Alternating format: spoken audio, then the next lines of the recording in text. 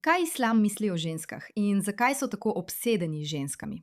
Poglejmo. Zakaj za vraga ljudje trdijo, da islam dovoljuje moškim zlorabljati ženske? Ali je prorok Mohamed res rekel, da je za nekoga bolje, da mu skozi glavo zabijejo železen žebelj, kot da se dotakne druge ženske, ki mu ni dovoljena? Ali to zveni kot vera, ki dovoljuje napade na ženske? Zveni morda malo nasilno. Zakaj bi si kdo želel, da mu skozi glavo zabijejo žebelj?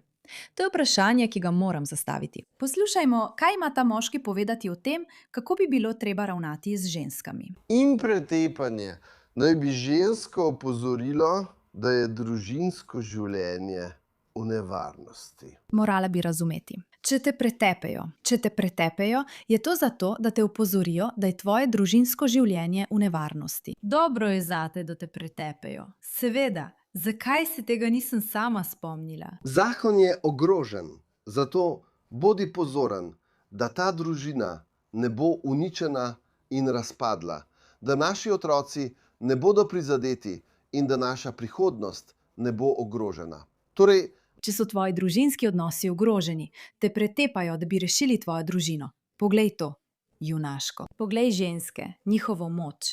Sposobnost rešiti svojo družino tako, da jih zlorablja mož.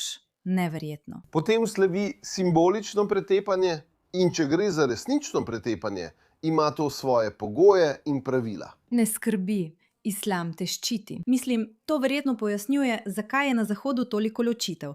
Ker namesto, da bi ženski dali priložnost, da reši zakon s tem, da jo pretepejo, da bi vedela, da ima nekaj, kar je vredno ohraniti, se ne pretepajo in zato se zakoni razpadejo. In spet brez skrbi, ker so udarci povezani z eloresnimi zaščitnimi ukrepi, ki zagotavljajo, da bo s tabo vse v redu. Za začetek, namen ni maščevanje in ni povzročanje škode.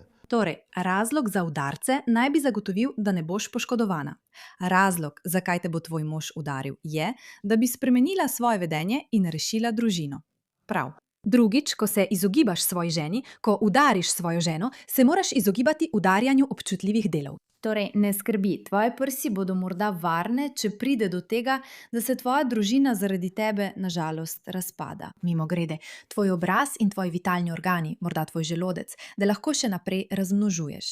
To bo v redu, to bo v redu. Mislim, če si pod burko, morda sploh ne bo mogel prepoznati, kateri del je tvoj obraz. Zato moraš biti še posebej previdna. Morda bi morala nositi zaščitni jopič, samo da boš prepričana, da se nič ne zgodi. Ampak spet, to pretepanje je za tvoje dobro. To je zato, da rešiš svojo družino. In ženske, svojo družino moramo postaviti nad vse. Saj to veste.